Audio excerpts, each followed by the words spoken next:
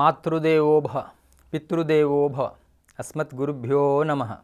శ్రీ శ్రీ శ్రీ త్రిదండి చిన శ్రీమన్నారాయణ రామానుజ జీయస్వామి వారి పాద పద్మాలకు నమస్కరిస్తూ, భగవద్బంధులారా, ఎందరో మహానుభావులు, అందరికీ వందనాలు అన్నమాట. టీచర్ పిల్లవాడిని అడిగిందంట, జగన్నాథ్ టెంపుల్ ఎక్కడుంది అని. పిల్లవాడు హుషారు మీలాగా కాబట్టి పూరి అని రాశాడంట. ఎందుకంటే పూరి జగన్నాథ్ అంటుంటాం, వెనక వాడికి కాపీ కొట్టాలంట. వాడు అనుకున్నాడంట, నేను కూడా పూరి రాస్తే టీచర్ తెలిసిపోతుందని వాడు చపాతి అని రాశాడంట. రెండు ఆన్సర్ పేపర్ టీచర్ దగ్గర వెళ్ళిందంట. టీచర్ కూడా ఆన్సర్ తెలియదంట.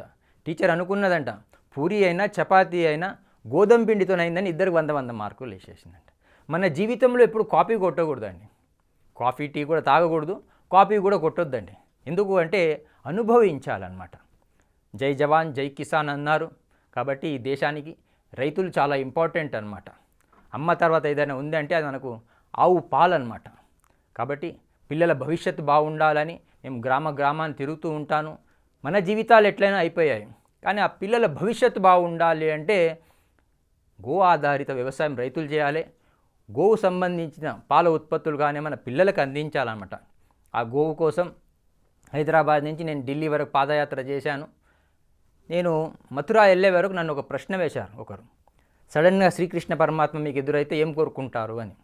ఏమీ లేదయ్యా, నాకన్నా ఈ భూమి మీద నాకన్నా ముందు శ్రీ శ్రీ శ్రీ తిదండి చిన్నజీయర్ స్వామి వారు వచ్చారయ్యా, వారికన్నా ముందే ఈ భూమి వదిలిపెట్టి వెళ్ళిపోవాలని కోరుకుంటాను అని. ఎందుకంటే ఆ గురువు పెట్టిన భిక్షనే ఇది మీ ముందు మాట్లాడుతున్నానంటే. ఇంకోసారి కాశీలో ప్రవచనం చేస్తున్నాను. ఒక మహిళ మధ్యలో లేచిందనమాట. స్వామివారి శిష్యులు అనగానే చిన్నజీయర్ స్వామివారి గురించి ఒకటే లైన్లో చెప్పాలి అని. సడన్గా నాకు వచ్చింది ఆన్సర్, భగవంతుడు వయా భూలోకం వైకుంఠానికి వెళ్తున్నాడు అని చెప్పాను. ఆ మధ్య నేను హైదరాబాద్ నుంచి భాగ్యనగర్ నుంచి తిరుమల పాదయాత్ర చేశాను. ఆ మధ్య వెళ్ళిన తర్వాత నాకు ఒక ప్రశ్న వేశారు ఒకరు, స్వామీజీ మీరు చాలా బక్కగా అయిపోయారు అని. అవునయ్యా, చివరికి నన్ను నలుగురు మోస్తారయ్యా, వాళ్ళకు కూడా ఇబ్బంది అవ్వద్దన్నదే నా తపన అని చెప్పాను అనమాట. అందుకే ఈ కుల మతాల గొడవలు దూరం పెట్టి మనమందరం భారతీయులు అన్న భావన మనలో రావాలి అనమాట. 1835లో క్లైవ్ లార్డ్ మెకాలే భారతదేశానికి వస్తాడండి.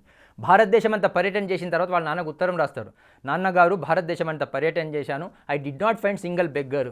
ఈ దేశంలో ఒక్క అడుక్కునేవాడు నాకు దొరకలేదు అని. కానీ ఈరోజు చాలామంది అడుక్కుంటున్నారండి.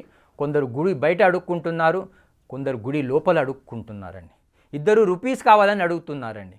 పీస్ కావాలని ఎవరు కోరుకోవట్లేదండి. శాంతి కావాలని ఎవరు కోరుకోవట్లేదండి.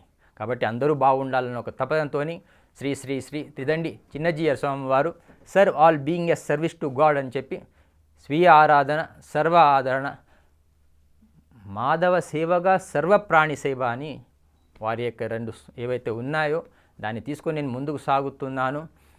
ఈ దేశంలో అడుక్కునే వాళ్ళు లేడని ఇందాక చెప్పాను. ఈ దేశంలో వ్యభిచారం లేదండి. ఈ దేశంలో దొంగతనాలు లేవండి. ఈ దేశంలో ఒక్కటి ఉందండి. ఏముంది అంటే గురు పరంపర ఉంది. గురు ఏం చెప్తే శిష్యులు అందరూ వాళ్ళ మాటలే వింటారు, వీళ్ళు వేరే వాళ్ళ మాటలు వినరు. అందుకే దేశం చాలా సమృద్ధిగా ఉంది. ఈ దేశాన్ని నాశనం చేయాలి అంటే నా దగ్గర ఒక సిస్టమ్ ఉంది, ఇంప్లిమెంట్ చేస్తే 200 yearsలో వీళ్ళు కొలాప్స్ అవుతారని ఉత్తరం రాస్తారు. కానీ ఈరోజు మనం 150 yearsలోనే కొలాప్స్ అయ్యాం. ఎందుకు అంటే ఆ గురు సంబంధం లేదనమాట. అంతకుముందు భారతదేశంలో 7,50,000 పల్లెటూర్లు ఉండే, 7,32,000 గురుకులాలు ఉండే. అందుకే దేశంలో అడుక్కునేవాడు లేడు. అలాంటి దేశం ఆ పూర్వవైభవం ఈ దేశానికి మళ్ళీ రావాలన్నదే మా తపన అనమాట. ఆ మధ్య ఒక అమ్మాయి నా దగ్గరకు వచ్చిందండి. భర్త గారు వదిలిపెట్టారండి, అమ్మాయి చాలా డిప్రెషన్కి వెళ్ళిపోయింది. నేను ఆ అమ్మాయికి చెప్పానండి, డీప్ రిలేషన్ భగవంతుడితో పెట్టుకో, సంబంధం భగవంతుడు పెట్టుకో. జగత్తుతో సంబంధం పెట్టుకుంటే మళ్ళీ రావాలండి. జగదీశ్వరుడితో సంబంధం పెట్టుకోవాలి. ఆ భగవత్ సంబంధమే శాశ్వతమైన సంబంధం అన్నమాట. ఎందుకంటే భారత అన్నారు, ఈ దేశానికి భారతీయులు అన్నారు. భా అంటే ప్రకాశం అండి, రత అంటే ఆ ప్రకాశం పట్ల ఆసక్తి ఉన్నవాడు, జ్ఞానం పట్ల ఆసక్తి ఉన్నవాడు భారతీయుడు అనమాట. అన్నం పెడితే అరిగిపోతుందంటండి, చీర ఇస్తే చినిగిపోతుందంటండి, జ్ఞానం ఇస్తే పెరిగిపోతుంది. ఆ జ్ఞానాన్ని సంపాదించాలన్నమాట. జ్ఞానం మనసుని శుద్ధి చేస్తుందండి, సేవ కర్మని శుద్ధి చేస్తుందండి, ప్రేమ హృదయాన్ని శుద్ధి చేస్తుందన్నమాట. ఈ దేహానికి ఎట్లా మనం స్నానం చేపిస్తున్నామో మన లోపల అంతరాత్మగా ఆ భగవంతుడు ఉన్నారు. యువకులకు ఒకటే విజ్ఞప్తి చేస్తున్నాను, మనం అందరం ఆత్మస్వరూపులం అన్నమాట. ఎంతమంది భగవద్గీత చదువుతారో నాకు తెలియదు. ప్రతివాడు చేతిలో ఉన్న గీత మారాలనుకుంటారు, కానీ వాడు గీత మన భగవద్గీత చదవడనమాట. చాలామంది చనిపోయిన తర్వాత పెడుతూ ఉంటారు, కొందరు చనిపోక ముందు చదువుతారనమాట.